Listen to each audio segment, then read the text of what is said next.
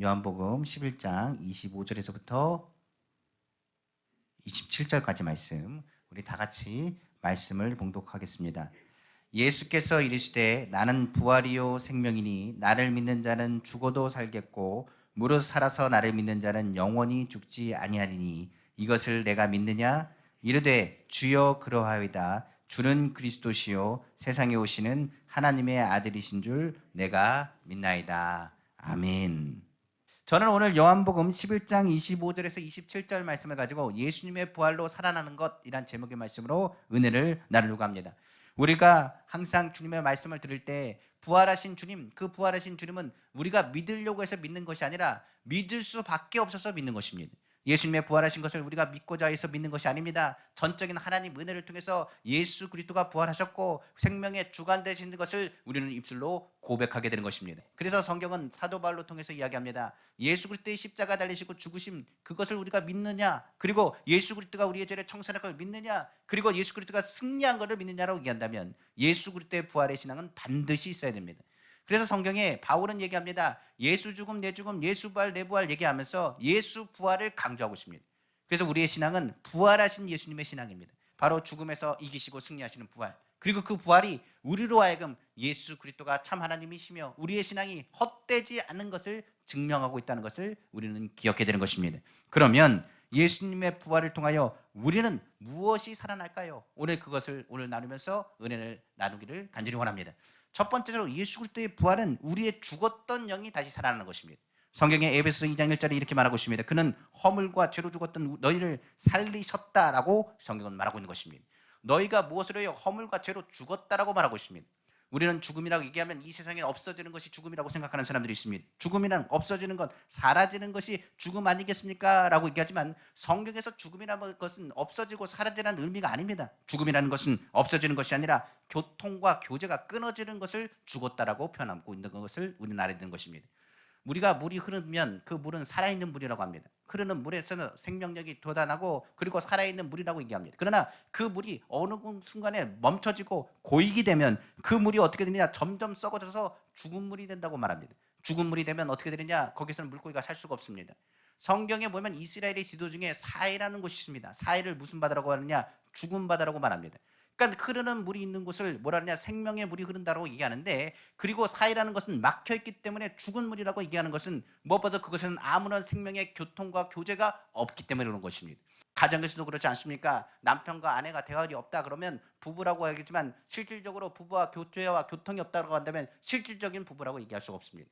자녀와의 관계도 그렇습니다. 자녀와의 관계에 교통과 교제가 없다고 한다면 말이 부모고 자녀지, 자녀와 부모와의 관계 가운데 교통이 없고 교제가 없다면 그 관계는 죽은 관계와 다름이 없다라고 표현할 수 있는 것입니다. 하나님 관계도 그렇습니다.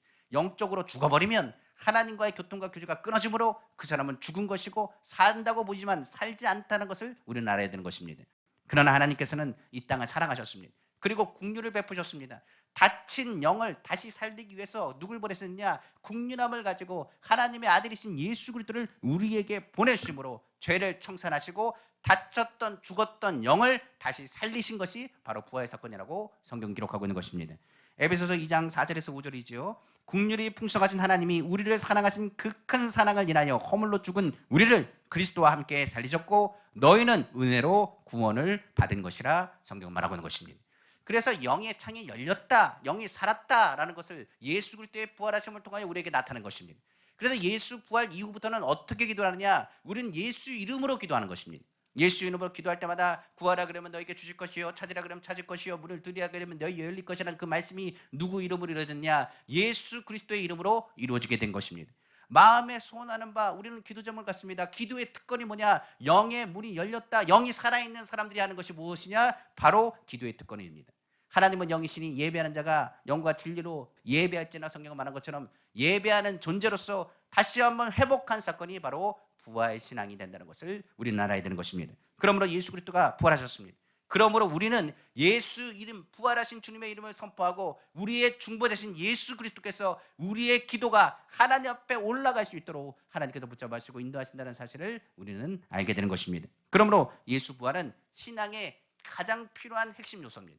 예수 부활을 통하여 우리는 죄에서 사망에서 승리했음을 선포하고 그리고 예수 그리스도의 승리가 우리 가운데서 기쁨으로 나타나게 되는 것입니다. 그러므로 예수께서 죽었다가 다시 부활하셨기 때문에 우리는 오늘 예배합니다.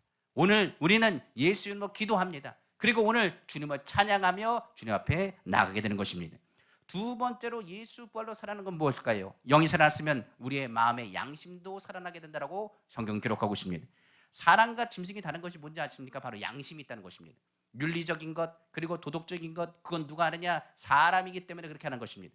그래서 사람과 짐승을 보면서 사람은 어떻게 살아야 된다, 인간답게 산다는 게 무엇인가를 무엇을 할 수 있느냐, 그 양심의 자리에서 최소한 듣기 때문에 우리가 바른 길로 가는 것입니다. 그리고 선과 악, 그리고 어떻게 나아가는가, 이것이 옳은 것인가, 이것이 그른 것인가, 그것을 어디 하느냐, 이 양심의 자리에서 듣게 되는 것입니다.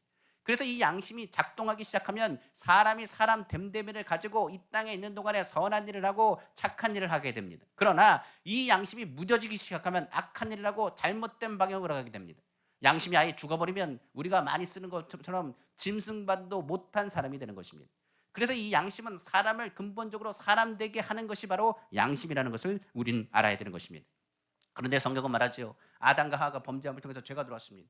죄가 들어오면서 그 양심이 어떻게 변했느냐? 성경은 보니까 약하고 더러운 양심이 되었다라고 기록하고 있습니다. 한번 성경 보겠습니다. 고린도전서 8장 7절이죠. 그러나 이 지식은 모든 사람에게 있는 것은 아니므로 어떤 이들은 지금까지 우상에 대한 습관이 있어 우상의 제물로 알고 먹는 고로 그들의 양심이 약하여지고 더러워지느니라 성경은 기록하고 있습니다. 그러니까 결과적으로 양심이 약해졌다. 그러니까 양심은 이것이 걸러야 되는데 약해져서 이것을 옳은 길로 가지 못하고 타협하기 시작한 것입니다. 그리고 더 나아가서 더러워졌다라는 것은 양심이 죄에 물들어졌다, 타협하게 됐다, 죄악으로 더러워졌다는 것을 의미합니다. 그렇게 되보니 수많은 사람들이 음란하고 방탕하며 추악하고 죄악된 길로 가게 되는 것입니다. 그러니까 양심이 묻어져서 조금 찔리긴 하는데 뭐 어떻게 하느냐? 양심이 약해서 이것을 방어할 능력이 없습니다. 죄로 가지만 죄로 가는 것을 오히려 타협하고 그것에 대해서 이야기하기를 어쩔 수가 없었다는 말로 핑계하기 시작하는 것입니다. 그 양심은 결국 어떤 모양을 띠게 되느냐? 성경은 악한 모양을 띠게 된다고 기록하고 있습니다. 악한 모양은 하나님과 반대가 되는 모양입니다. 하나님은 선하신 분인데 하나님은 선하신 것과 반대된다는 것은 다른 것이 아닙니다. 하나님을 믿지 않는 것을 의미합니다. 하나님을 믿는다고 한다면 죄를 짓기가 어렵습니다. 하나님을 믿는다고 하면 그 양심이 살아있기 때문에 움직이기 때문에 잘못된 길로 갈 수가 없습니다. 그런데 악한 양심이 되는 것은 하나님을 부인합니다. 하나님은 없다고 생각합니다. 그리고 하나님이 보신다고 생각하지 않습니다. 그러므로 죄에 대해서 양심에 거리낌 없이 행동하기 시작한다는 것을 의미하고 있는 것입니다. 그러므로 악한 양심에 벗어나라고 성경은 말하고 다시금 하나님의 안에서 온전히 주님 앞에 나가는 믿음을 회복할 것을 성경은 강조하여 말하고 있는 것입니다. 히브리서 10장 22절입니다. 우리가 마음의 뿌림을 받아 악한 양심으로부터 벗어나고 몸은 맑은 물로 씻음을 받았으니 참 마음과 온전한 믿음으로 하나님께 나아가자 성경은 말하고 있는 것입니다. 악한 양심은 반드시 하나님께 심판받게 되어 있습니다. 하나님을 부인하는 신앙이 바로 악한 신앙이기 때문에 이것은 악한 일이다. 그런 일을 하면 하나님 기뻐하지 않는다. 그것을 알면서도 행하는 것이 바로 악한 일입니다. 전혀 거슬림이 없게 되죠. 그리고 결과적으로 그 양심은 죽어버리게 됩니다. 그리고 그 양심을 죽어버리고 죽은 양심이 되며 이 죽은 양심을 뭐라고 부르느냐? 화인 맞은 양심이라고 부르게 되는 것입니다. 성경은 화인 맞은 양심이 무엇인지를 말하고 있습니다. 성경 한번 보겠습니다. 디모데전서 4장 2절입니다. 자기 양심이 화인을 맞아서 외식함으로 거짓말하는 자들이라 성경은 기록하고 있는 것입니다. 양심이 완전히 마비됐습니다. 악한 양심보다 더 나쁜 양심이 무엇이냐? 거짓말로 자기만 지옥불로 들어가는 것이 아니라 다른 사람까지 꿰어서 잘못된 방으로 가게 하는 것입니다. 오늘날 이단들과 사이비 교주들 그런 이야기들을 들어보면 마음이 아픕니다. 그들이 왜 기독교란 이름을 붙이는지 모르겠습니다. 그들이 항상 이야기하고 떠드는 얘기를 보면 많은 사람을 혹하게 만듭니다. 그리고 거짓말로 자기 혼자만 죄악으로 들어가는 것이 아니라 다른 사람까지도 죄악으로 끌고 간다는 것을 알아야 됩니다. 그건 다른 것이 아니라 그 양심이 화인 맞아서 그렇습니다. 죽어버려서 그렇습니다. 그가 죽어버린 것뿐만 아니라 그 양심이 잘못된 그 마음을 가지고 오히려 자기 혼자 죽을 수 없다고 해서 다른 사람까지 끌고 죽으려고 하는 그런 잘못된 마음을 품게 된다는 것을 의미하고 있는 것입니다. 그러므로 많은 사람이 이 양심이 죽어지고 그리고 약한 양심이 되거나 더러운 양심이 되거나 악한 양심이 되거나 화인만 양심이 되어서 양심의 기능을 제대로 발휘하지 못하게 된 것입니다. 이를 위해서 누가 오셨냐? 예수님이 오신 것입니다. 예수님이 부활하시면 무엇부터 살리느냐? 이 양심부터 다시금 살리게 하는 것입니다. 우리가 예수를 믿으면 어떤 일이냐? 나는 죄인이라는 고백을 하기 시작합니다. 그 죄인이라는 고백이 어디서부터 들리기 시작하느냐? 이 양심의 자리에서부터 들리기 시작하는 것입니다. 그러니까 예수 부활은 무엇을 버리냐? 우리가 인간됨으로 하나님의 창조하실 때 양심이 다시 부활하게 되는 것입니다. 우리가 예수를 믿으면 뭘 믿게 됩니까? 하나님이 살아계신다는 것과 하나님이 함께 하시는 걸 깨닫게 됩니다. 그리고 더 나아가서 예수 그리스도를 부활하셨다는 걸 믿게 되면 그때부터 우리의 양심은 다시금 고동치며 움직이기 시작하는 것입니다. 양심의 부활을 통해 근본 하나님께 나아가는 양심이 회복되게 된다라고 성경은 기록하고 있는 것입니다. 자, 한번 성경 보겠습니다. 베드로전서 3장 21절입니다. 물은 예수 그리스도께서 부활하심으로 말미암아 이제 너희를 구원하는 편이 곧 침례라. 이는 육체의 더러운 것을 제하여 버림이 아니요 하나님을 향한 선한 양심의 강군이라 성경은 말하고 있는 것입니다. 성경에 보십시오. 제자들을 우리가 아는 것처럼 11명의 제자들이 예수님을 위해서 목숨 걸겠다고 했습니다만 다 도망갔습니다. 베드로 같은 경우는 3번이나 부인했습니다. 그렇기 때문에 그 마음이 얼마나 괴로웠는지 모르겠습니다. 우리가 아는 것처럼 양심이 있으면 예수님 곁을 지켰어야 됩니다. 예수님이 했던 행동을 보면 제자들에게 먹을 것을 입혔고 그들이 힘들 때마다 살렸고 그들에게 살 수 있도록 많은 기적과 이적을 그들은 목격했으며 하나님의 말씀과 은혜를 받았습니다. 은혜를 받았다고 한다면 그들이 어떻게 될까요? 양심이 있다면 예수님을 위해서 목숨을 걸든지 예수님을 지켰어야 했습니다. 그러나 양심이 어떻게 됐습니까? 약한 양심이었던 베드로는 예수님을 3번이나 부인했습니다. 예수님이 그런데 어떻게 하셨습니까? 부활하시고 찾아가셨습니다. 그리고 살아간다고 말씀하십니다. 그리고 그가 있었던 약한 양심을 다시금 강한 양심으로 선한 양심으로 바꾸셨다는 사실입니다. 부활하신 예수님, 처음에는 베드로는 도망갔습니다. 그러나 부활하신 예수님이 그들을 찾아가고 그들에게 말했을 때 이제 베드로는 어떻게 하느냐? 예수님을 떠난 게 아닙니다. 더욱더 선한 양심, 예수 그리스도에게로 더 가까이 갔다는 사실을 우리는 기억해야 되는 것입니다.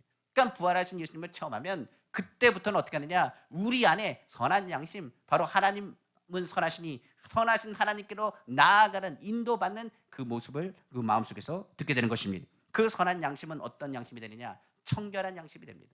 제가 얘기하지 않았습니까? 예수 믿으면 착해져야 된다고. 예수 믿으면 깨끗해져야 됩니다. 예수 믿으면 뭐 해야 되느냐? 정말 정직해져야 됩니다. 많은 사람들이 예수 믿는다고 하면서 정직하지 않는다고 한다면 그 사람은 예수 믿는지를 생각해 봐야 됩니다. 그 사람이 예수 믿는다고 하면서 자꾸만 죄악된 것과 잘못된 것 생각한다면 그 사람이 진짜로 부활하신 예수님을 만났는지를 물어봐야 될 정도입니다. 무엇보다 예수를 진짜 믿으면 그 양심은 청결해지게 된다고 성경은 말하고 있습니다. 디모데후서 1장 3절에 내가 밤낮 간구하는 가운데 쉬지 않고 너를 생각하여 청결한 양심으로 조상전부터 섬겨오는 하나님께 감사하고 성경 말하고 있는 것입니다. 청결한 양심은 또 어떻게 된다고요? 착한 양심으로 믿음과 함께 자라나게 된다고 성경 기록하고 있습니다. 그러므로 성경은 믿음과 착한 양심을 가지라 이것을 버리지 말라고 경고까지 하고 있습니다. 디모데전서 1장 19절입니다. 믿음과 착한 양심을 가지라 어떤 이들은 이 양심을 버렸고 그 믿음에 관하여는 파선하였느니라 성경을 말하고 있는 것입니다. 그런 양심과 그 믿음은 같이 가는 겁니다. 내가 예수 그리스도를 믿으면 이 양심은 선한 양심이요 착한 양심이 되는 것입니다. 하나님이 우리와 함께 하십니다. 부활하신 주님이 나의 죄를 위해서 십자가 달리시고 죽으셨고 부활하셨습니다. 그런데 그 은혜를 우리가 알진데 어떻게 예수님을 떠나가겠습니까? 하나님이 불꽃 같은 눈으로 우리를 보고 계십니다. 그런데 이 양심이 반응하지 않겠습니까? 세상은 하나님이 없다고 생각합니다. 그러니 양심에 찔릴 턱도 없습니다. 악하게 생각을 하고 거짓말을 하여도 전혀 찔림이 없습니다. 그러나 진짜 예수 믿는 사람은 찔림이 있습니다. 찔림이 있다는 것은 나쁜 게 아닙니다. 오히려 양심이 아프다는 것은 잘못된 것이 아닙니다. 내가 내 잘못을 깨닫는 것, 그리고 내가 지금 아프다는 것, 그것은 내 양심이 살아있다는 것이고 이 살아있다는 것은 바로 우리가 부활하신 예수님을 믿는다는 것을 고백하게 되기 때문에 그렇습니다. 오늘날 가장 필요한 것이 바로 이 양심입니다.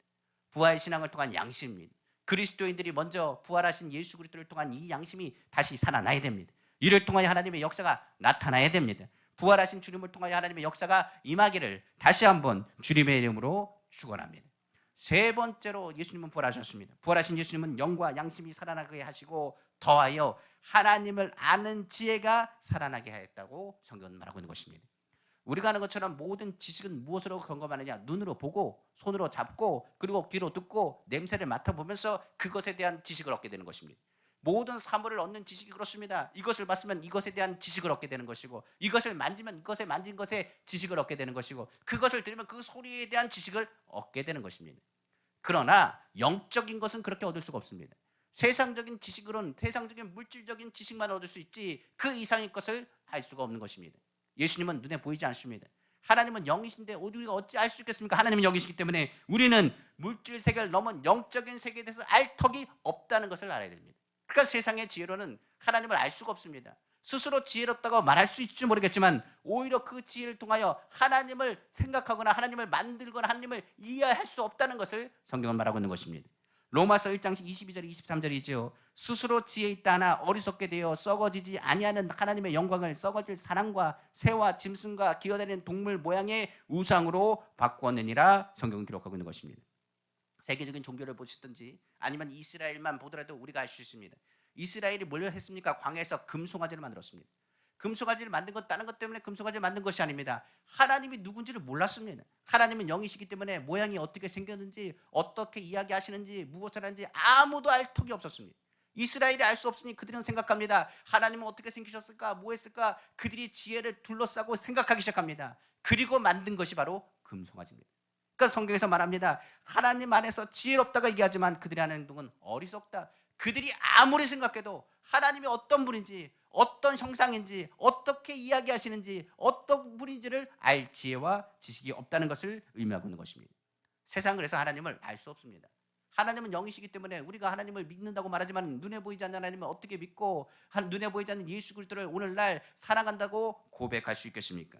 성경은 세상의 지식은 멸망하는 지혜요 지식에 불과하다 말하면서 오히려 하나님은 하나님의 지혜에 대한 것에 대해서 세상이 알 수 없으며 이것이 오히려 하나님의 능력이 될 것이라 이야기하고 세상 가운데 그 지혜를 계시한 것이 있는데 그것이 바로 예수 그리스도의 십자가로까지 성경 기록하고 있는 것입니다. 고린도전서 1장 18절입니다. 십자가의 도가 멸망하는 자들에게는 미련한 것이요 구원을 받는 우리에게는 하나님의 능력이시라. 바울은 고린도전서 1장 20절에 이렇게 말합니다. 지혜 있는 자가 어디 있느냐? 선비가 어디 있느냐? 이 세상의 변론자가 어디 있느냐? 하나님께서 이 세상의 지혜를 미련하게 하신 것이 아니냐? 성경 말하고 있는 것입니다. 그러니까 세상은 절대로 하나님을 깨달을 수 없습니다. 세상은 절대로 하나님을 알 수가 없습니다. 세상은 절대로 하나님 앞에 나아갈 수가 없습니다. 그것을 가능하게 하는 것이 없습니다. 부활하신 예수님밖에 없다라고 성경 기록하고 있는 것입니다. 그러니까 예수님을 부활하셨기 때문에 사람들이 누구를 알게 되느냐? 하나님이 누구신가를 비로소 깨닫게 됐다라고 성경 기록하고 있기 때문에 그렇습니다. 한번 성경 보겠습니다. 예수님께서 하신 말씀입니다. 마태복음 11장 27절입니다. 내 아버지께서 모든 것을 내게 주셨으니 아버지 외에는 아들을 아는 자가 없고 아들과 또 아들의 소원대로 계시를 받는 자 외에는 아버지를 아는 자가 없느니라 성경 기록하고 있습니다. 이걸 계시라고 얘기하는데 하나님께서 계시하여 주시다 보여주시지 아니하시면 하나님을 알 자가 없으며 하나님이 이야기하지 아니하시면 들을 귀가 있어도 들을 자가 없다라고 성경 기록하고 있는 것입니다. 그래서 성경은 말하죠. 이것을 알려면 어떻게 하느냐? 하나님을 알려면 예수님을 믿어야 됩니다. 부활하신 예수님을 만나야 됩니다. 예수 그리스도 외에는 하나님을 알 수가 없습니다. 영생의 근원 되시고 생명의 근원 되신 하나님을 알고자 한다면 바로 하나님의 아들이신 예수 그리스도 부활하신 예수님을 만날 것을 성경은 말하고 있는 것입니다. 성경에 보면 베드로가 이렇게 얘기했습니다. 예수님께 말합니다. 예수님 당신은 그리스도십니다. 주는 그리스도십니다. 살아계신 하나님의 아들이십니다라고 고백했습니다. 예수님이 얼마나 기뻤는지 그 고백에 대해서 시몬 베드로에게 이렇게 말했습니다. 바요나 시몬아 내가 복이 있도다. 이것을 내게 알게 하는 이는 혈과 육이 아니요 하늘에 계신 내 아버지시니라 성경은 말하고 있는 것입니다. 그러니까 혈과 육으로는 하나님을 알 수가 없습니다. 하나님의 아들이 예수 그리스도라는 것을 선포한 것은 혈과 육이 아는 것이 아니라 하늘에 계신 아버지께서 이를 알게 하신 것이라고 성경 기록하고 있기 때문에 그렇습니다. 오늘 본문의 말들을 보십시오. 오늘 본문의 말입니다. 예수께서 이르시되 나는 부활이요 생명이니 나를 믿는 자는 죽어도 살겠고 무릇 살아서 나를 믿는 자는 영원히 죽지 않으니 이것을 내가 믿느냐 말할 때 마르다가 고백했습니다. 이르되 주여 그러하이다. 주는 그리스도시요 세상에 오시는 하나님의 아들이신 줄을 내가 믿나이다 고백하고 있습니다. 이 지식이 어디서 왔다고요? 이 지혜는 사람에게서 온 것이 아니라 혈과 육이 아니라 하나님께로 온 지식이라고 성경은 기록하고 있는 것입니다. 그러니까 우리가 예수 그리스도를 믿는 것, 하나님의 지혜와 계시요 그리고 또 예수 그리스도를 통하여 하나님 나라가 있다는 것과 예수 그리스도의 십자가를 통해서 우리가 구원받았던 사실을 누굴 통해서 알 수 있느냐? 부활하신 예수님을 통해서 알게 되는 것입니다. 그러다 보니 사도 바울이 늘 하는 얘기가 있습니다. 예수님이 우리에게 십자가를 달려 죽으셨습니다. 그렇죠. 맞습니다. 그런데 부활하신 것을 어떻게 합니까? 우리 죄를 청산한 걸 어떻게 합니까? 그것을 청산한 것을 어떻게 하느냐? 죽은 자가 살아서 부활하셔서 선포하지 않고서는 알 수가 없는 것입니다. 사단은 그렇기 때문에 예수 그리스도를 믿는 사람에게 부활 신앙을 갖지 못하도록 하려고 말하고 있습니다. 왜 그러냐면 부활하신 예수님을 알게 된다면 그들은 뭐 하느냐? 예수님의 죄를 청산하신 것과 하나님의 아들이신 예수 그리스도가 하나님 보좌 우편에 앉는 것을 그들로 알게 하기 때문에 그렇습니다. 그러므로 우리가 예수 그리스도를 믿으면 하나님이 누구시라는 것과 예수 그리스도가 누구라는 것과 우리의 믿음이 어디에 서야 된다는 것과 그리고 눈에 보이지 않지만 하나님 살아계시고 살아계신 하나님께서 우리를 얼마나 사랑하신지를 또한 깨닫게 되는 것입니다. 그 지혜와 지식은 단순히 지혜와 지식으로 멈추지 않습니다. 우리에게 양심이 있는데 그 양심의 자리에서 결정하기 어려운 문제에 대한 부분에 하나님께 우리는 기도하게 됩니다.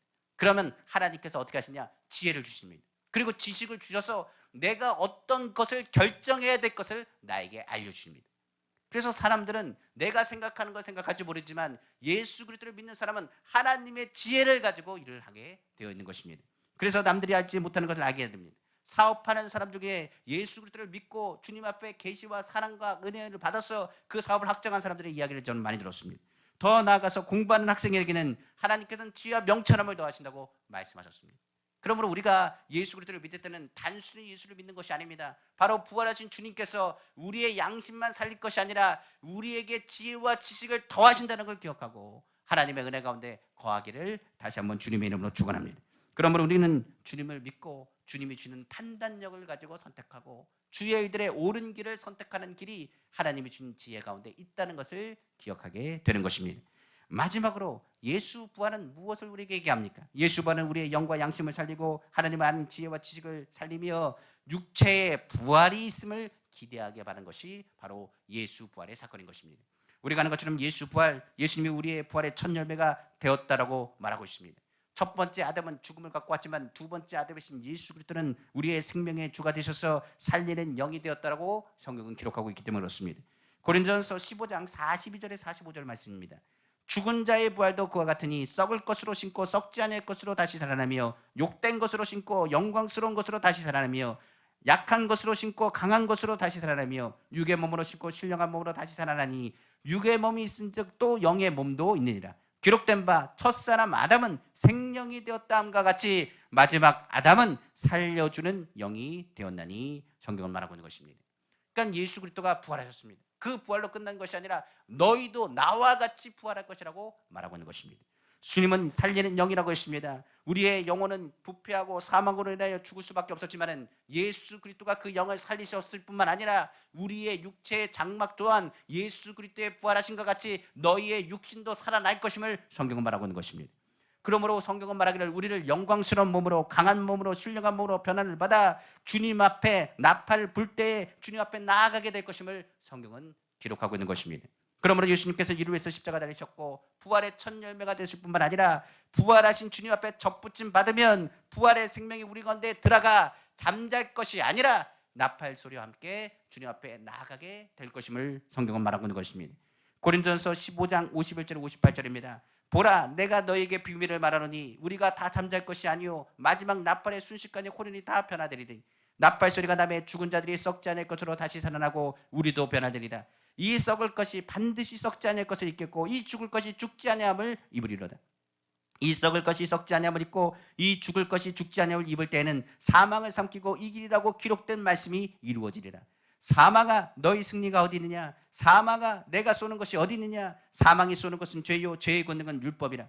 우리 주 예수 그리스도로 말미암아 우리에게 승리를 주신 하나님께 감사하노니 그러므로 내 사랑하는 형제들아 결실하며 흔들리지 말고 항상 주의 일에 더욱 힘쓰는 자들이더라. 이는 너희 수고가 주 안에서 헛되지 않은 줄 알미라. 성경은 말하고 있는 것입니다.